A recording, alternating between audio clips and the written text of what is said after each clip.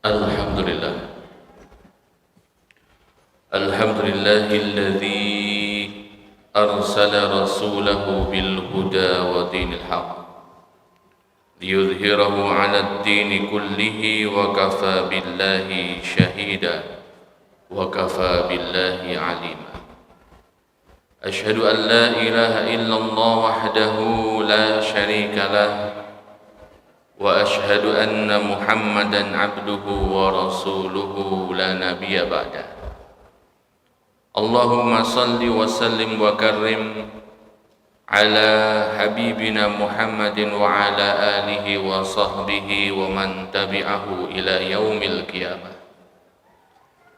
Fa ya ibadallah, usini wa iyyakum bi taqwallah faqad faza man ittaqa.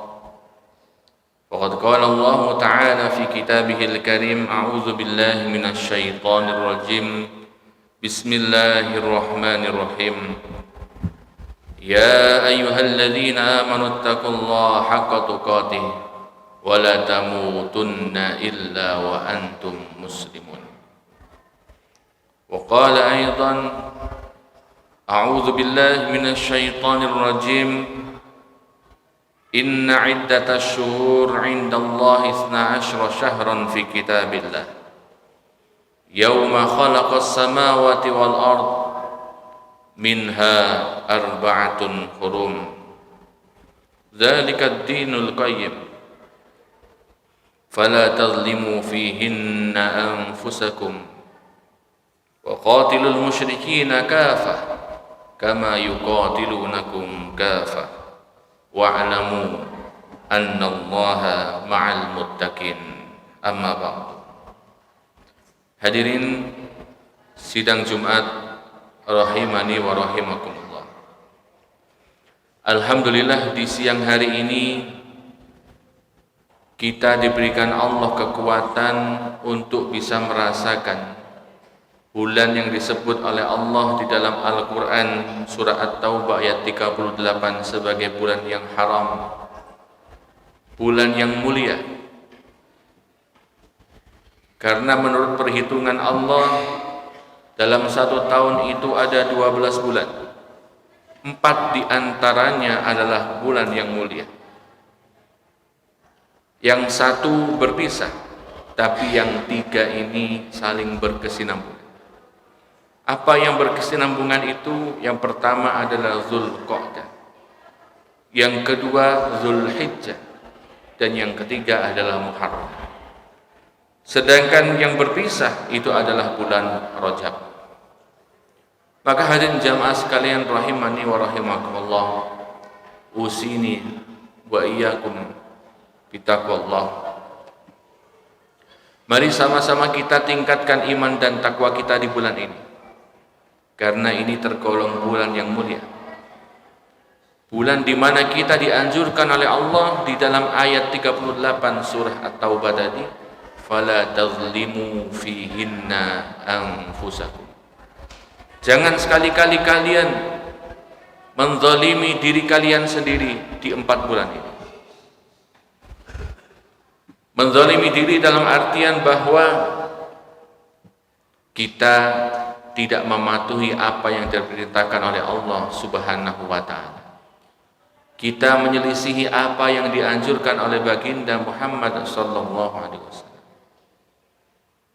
Karenanya hadirin jamaah sekalian, mumpung nafas masih dikandung badan, mumpung kita diberikan Allah kesehatan, kesempatan, mari kita gunakan untuk sebaik-baiknya beribadah kepada Allah Subhanahu wa ta'ala. Semoga hadirin hadir kita di majelis ini diganjar oleh Allah dengan pahala sesuai dengan keikhlasan kita. Amin Allah. Salawat serta salam kita haturkan kepada Nabi kita Muhammad sallallahu alaihi wasallam. Beliau adalah uswah hasanah kita, suri tauladan kita, yang patut kita jadikan contoh untuk menapaki kehidupan di dunia dalam meraih kebaikan di akhirat. Semoga hadirin salawat kita untuk beliau yang sering kita baca kelak menjadi syafaat di hari kiamat. dan kelak kita disatukan dengan Nabi kita Muhammad sallallahu alaihi wasallam. Lantas hadirin, bagaimana caranya kita ini mampu untuk menghindari kezaliman dalam diri kita? Maka caranya cuma satu. Carilah keberkahan, carilah pahala di bulan Dzulqa'dah ini. Para ulama mengatakan, dan ini dirumuskan oleh beliau-beliau semuanya, yang pertama yang patut kita lakukan di bulan Dzulqa'dah adalah perbanyak silaturahim. Mungkin di Syawal kemarin kita dianjurkan oleh tradisi, dianjurkan pula oleh agama untuk saling memaaf-maafkan. Karena ciri daripada orang-orang yang muttaqin, kata Allah dalam surah Ali Imran ayat 134, wal kaziminal ghaidha wal 'afina 'anil nas. Orang yang mampu untuk menghalau dirinya dari sifat marah, menahan dirinya untuk bisa marah, dan yang kedua wal 'afina 'anil nas, dan mampu memaafkan orang lain. Itu kedua-duanya tidak akan mungkin bisa terjadi hadirin kalau kita tidak bersilaturahim, bertatap muka, bertatap wajah, bertemu antara jasmani dengan jasmani. Sekarang banyak hadirin teknologi yang bisa mengantarkan kita silaturahim dalam virtual. Tetapi sungguh demi Allah, silaturahim dengan cara yang konvensional seperti yang dilakukan oleh pendahulu-pendahulu kita itu lebih barokah daripada secara virtual. Karena ruh dan jasad ini kemudian saling bertemu. Maka ketika ruh dan jasad ini kemudian bertemu hadirin, saling mendoakan, saling ridha, saling tahu ekspresi satu dengan yang lain, sehingga silaturahim itu lebih barokah dan lebih berpahala. Yang kedua hadirin yang dianjurkan oleh para ulama dalam bulan Dzulqa'dah ini adalah sering-seringlah menjenguk orang yang sakit. Rasulullah sallallahu alaihi wasallam bersabda, "Ma yusibul muslim min nasabin wala wasabin wala ham hatta syaukatin yushaquha illa kaffarallahu biha min khotoyah." Siapa saja, kata Rasulullah, yang diberikan Allah ujian, mungkin ujian fisiknya sakit, mungkin pula pikirannya yang kalut karena diuji oleh anaknya, diuji oleh istrinya, diuji oleh ekonominya. Apa kata Rasulullah SAW? Kalau dia mau bersabar, kaffarallahu biha min khotoyahu, Allah akan menghapuskan kesalahan-kesalahan dari orang tersebut. Tidak bisa hadirin kita ini mampu untuk keluar dari kondisi yang seperti ini diuji oleh Allah kalau tidak mendapatkan support, dukungan daripada orang lain. Maka dianjurkan kita yang masih sehat secara fisik, secara psikologis, mengunjungi orang-orang yang sakit seperti ini. Apa kata Rasulullah SAW dalam hadisnya?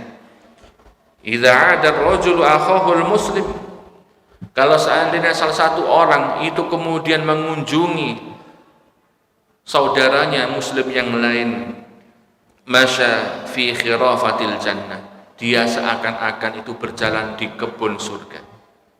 Ketika dia berjalan di kebun surga itu bukan tanpa alasan, tapi dibolehkan oleh Allah untuk mengambil buah-buahan di kebun itu. Itu perumpamaannya.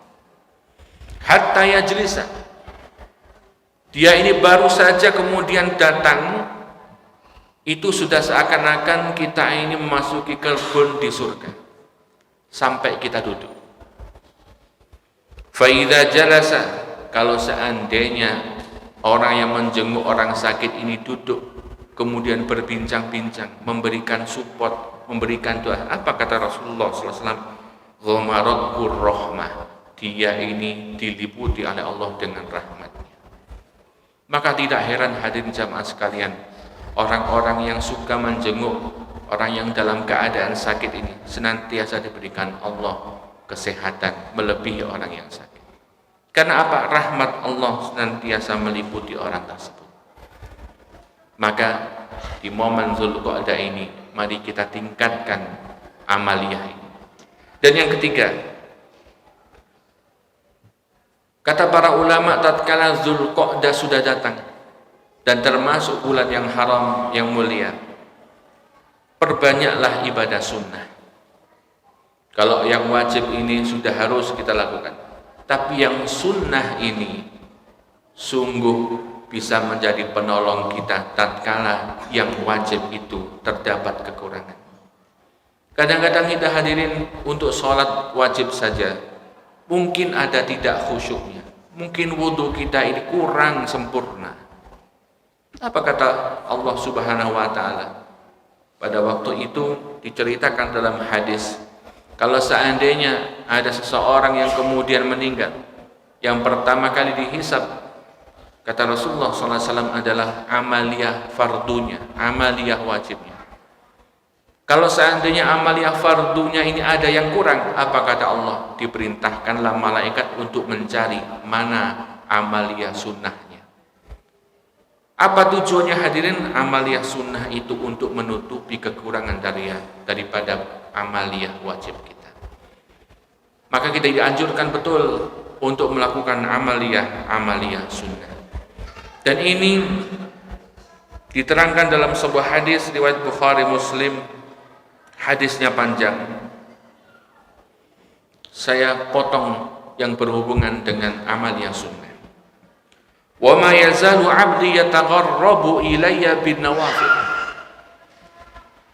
Dan seorang hamba itu tatkala dia mau mendekat kepadaku, kata Allah, ini dalam sebuah hadis qudsi, dengan hal-hal yang sunnah, hatta uhibbahu, sampai aku betul-betul mencintainya. Amaliyah wajib ini adalah amaliyah yang sudah selesai dalam individu. Daripada amaliyah sunnah ini adalah amaliyah kedekatan kita kepada Allah Subhanahu wa Ta'ala. Dan telah dicontohkan oleh Rasulullah bahwa Rasulullah itu tidak pernah memutus yang namanya sholat tahajud, meskipun tahajud itu sunnah. Apa tujuannya? Hatta uhibbahu, untuk dicintai oleh Allah Subhanahu wa Ta'ala. Fa idza ahbabtuhu, kalau seandainya aku cinta kepada hambaku ini yang senantiasa melakukan amaliyah sunnah untuk mendekat kepadaku, apa kata Allah? Kuntu sam'ahu alladhi yasma'u bih, aku akan menjadi telinganya di mana dia mendengar. Dalam artian dijaga betul telinga kita untuk menghindari hal-hal yang bermaksiat kepada Allah. Wa basarahu alladhi yubsiru bih, dan aku akan menjadi matanya di mana dia itu melihat. Maka Allah menjaga betul agar mata kita tidak melihat hal-hal yang maksiat. Wa yadahu allati yabtishu biha, dan menjadi tangannya di mana dia menggenggam. Apa yang kita genggam diberikan Allah rahmatnya. Wa rijlahu allati yamshi biha, bukan hanya tangan hadirin, tapi juga kaki kita diberikan Allah keberkahan karena senantiasa dibersamai oleh Allah Subhanahu wa Ta'ala. Semoga kita hadirin diberikan Allah kekuatan untuk senantiasa meningkatkan iman dan takwa kita kepada Allah Subhanahu wa Ta'ala, sampai kita kemudian nanti dipanggil oleh Allah menjadi ayyatuhan nafsul mutmainnah, jiwa-jiwa yang sehat, jiwa-jiwa yang berserah diri kepada Allah Subhanahu wa Ta'ala. A'udzu billahi minasy syaithanir rajim. Bismillahirrahmanirrahim. Wal 'asri innal insana lafi khusrin illa alladhina amanu wa 'amilus solihati wa tawassaw bil haqqi wa tawassaw bis sabr. Barakallahu li wa lakum fil Qur'anil azim wa nafa'ani wa iyyakum bima fihi minal ayati wadh-dhikril hakim. Aqulu qawli hadza wa astaghfiruh innahu huwal ghafurur rahim.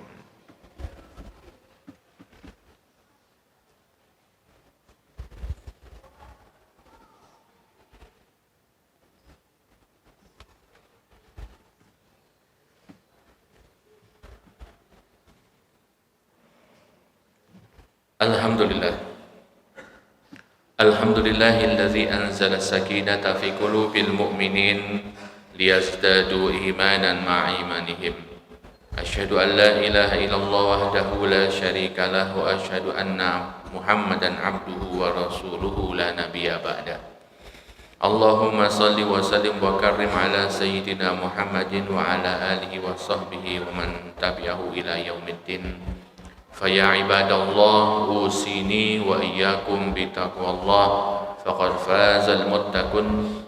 فإن الله تعالى يقول في كتابه الكريم أعوذ بالله من الشيطان الرجيم بسم الله الرحمن الرحيم يا أيها الذين آمنوا اتقوا الله وقولوا قولا سديدا يصلح لكم أعمالكم ويغفر لكم ذنوبكم ومن يطع الله ورسوله فقد فاز فوزا عظيما. Hadirin, di khutbah yang kedua ini saya simpulkan bahwa setiap amalan-amalan kita itu nanti akan diangkat ke hadirat Allah Subhanahu wa Ta'ala. Maka jadikanlah catatan-catatan kebaikan kita itu kelak nanti di tangan kanan kita di hadapan Allah Subhanahu wa Ta'ala. Dengan cara apa? Memanfaatkan momen-momen terbaik di bulan-bulan terbaik. Kalau seandainya kita kemarin 2 bulan yang lalu itu berada di bulan Ramadan, bulan Ramadan itu bisa mulia karena datangnya Al-Quran. Syahrul Ramadan alladzi unzila fihil Quran. Tetapi di bulan Dzulqa'dah, Dzulhijjah, Muharram dan nanti Rajab itu adalah bulan-bulan yang betul-betul diharamkan, dimuliakan baik oleh manusia zaman dahulu sampai juga zaman sekarang. Bahkan dimuliakan oleh Allah karena siapapun yang mampu untuk menahan dirinya dari berbuat zalim baik kepada dirinya sendiri maupun kepada orang lain akan diberikan Allah keberkahan. Mari kita tutup dengan doa. Innallaha wa malaikatahu yusholluna 'alan nabi ya ayyuhalladzina amanu shallu 'alaihi wa sallimu taslima.